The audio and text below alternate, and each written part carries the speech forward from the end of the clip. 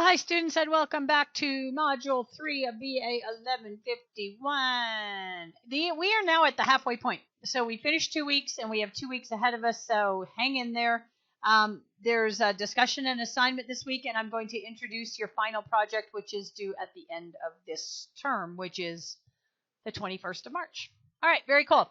All right, so 1, 2, 3, yeah, here we are at the 1st of March. Dun, dun, dun. Okay, very good. All right. So we are going to be using data-driven measurement tools. So data is the plural of datum, but nobody ever uses the word datum. How much datum do you know what I mean? It's like nobody talks about singular datum. Okay, anyway, so data is used for both plural and singular verbs. Okay, I got that from that dictionary place. All right, dictionary.com. Okay, so in this class, I've been focusing mostly on business because people think of manufacturing and commercial establishments, but I haven't been specific to any industry. So continuous quality improvement can take place anywhere in any industry, but also in our homes and communities, and that's something to think about when I talk to you about your final project too. So you can think about something that you want to improve in your home. If you live with roommates or have a family, then you can get them on board. That's also a good leadership tool.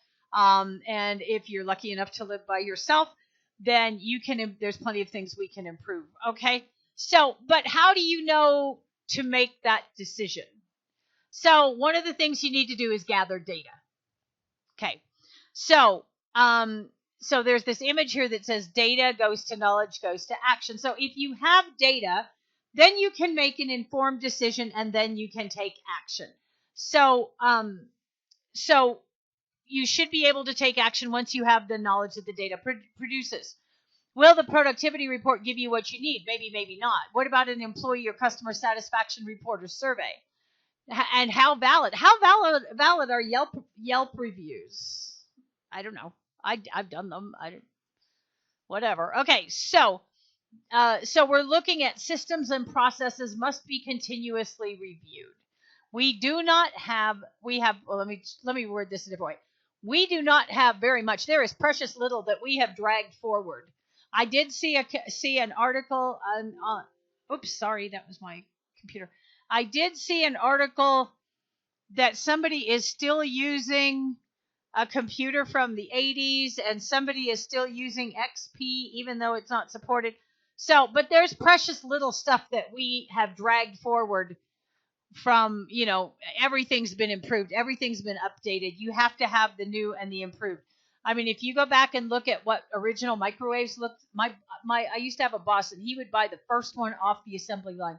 And I think he paid like $2,500 for this microwave that was the size of my desk.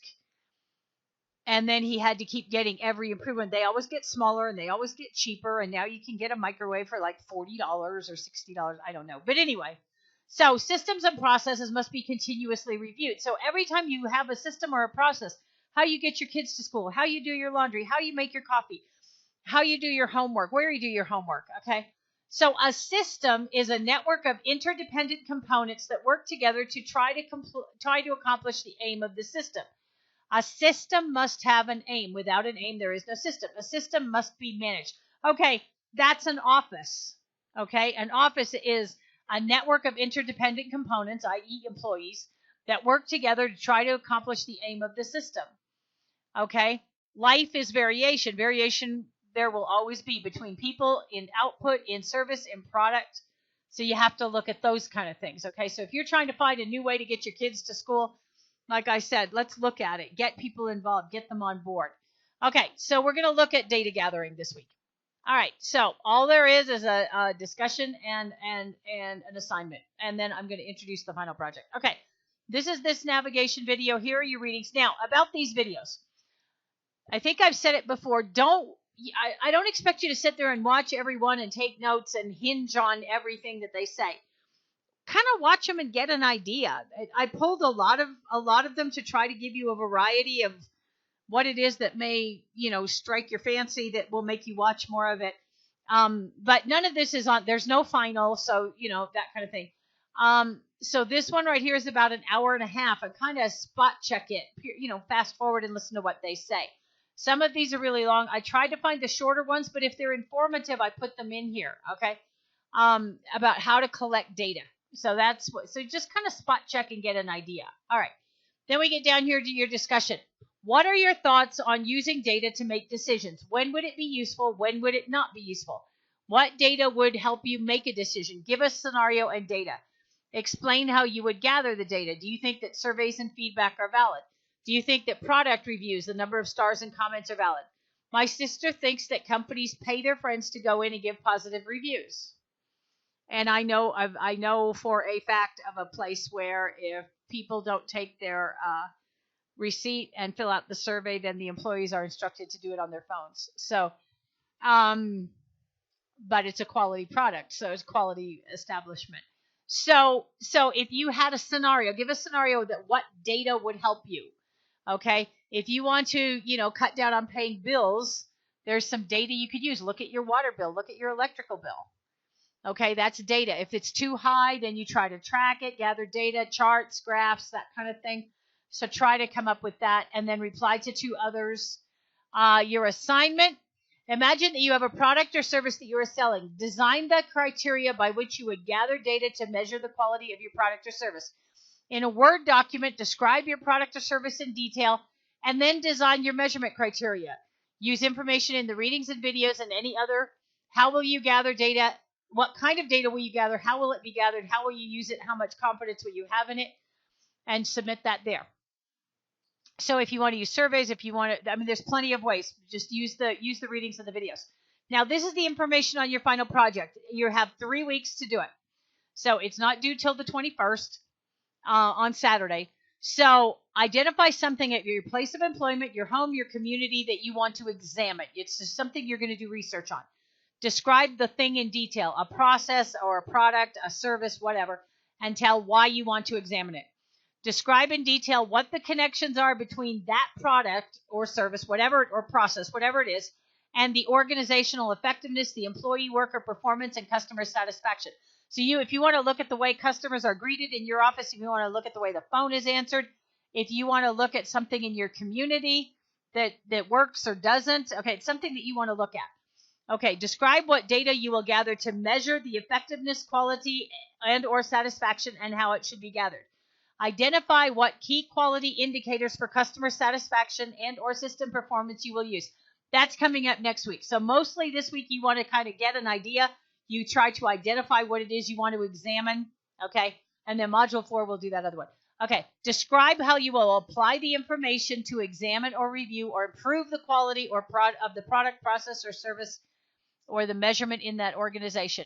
So you can look at any process or service in your home, community, work, something at school, a process at the bank. Does anyone go to the bank anymore? A grocery store, getting on a plane. That's kind of up there right now. It doesn't have to be a big lot.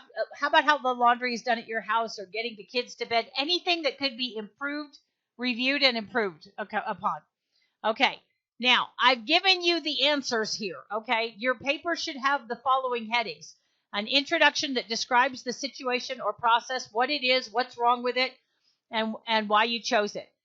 Then there should be another heading for connections. Describe the connections between the process, how the organization is working as it is, and how you could foresee that it could be improved. Customer satisfaction and employee worker performance. I don't care if those are subheadings under that, okay? Data. What data is needed to measure the effectiveness, quality, and or satisfaction, and how will it be gathered? Customer satisfaction and or system performance. What key quality indicators will you use for customer satisfaction and or system performance? Like I said, that's next week. Application. Describe how the information will be applied as described in number 5 right there. Describe how you think the process will be measured and improved if it is implemented. So you're looking at a process and how you can follow those things. A process, a service, a product, any kind of thing, and what you're going to research it, you're going to examine it. You're not going to do anything unless you think you can, if it's something at school or work or something like that. But I'm looking for your analysis of these things right here. Okay, so that gives you this week and the next 2 weeks to start gathering your information and doing it. It is due before 10 o'clock on Saturday, March 21st. Let me know through messages if you have any questions or if anything happens and you need to talk. I hope you're doing well. I hope you're enjoying the class. Have a fabulous week, and I will talk to you next time. Thank you.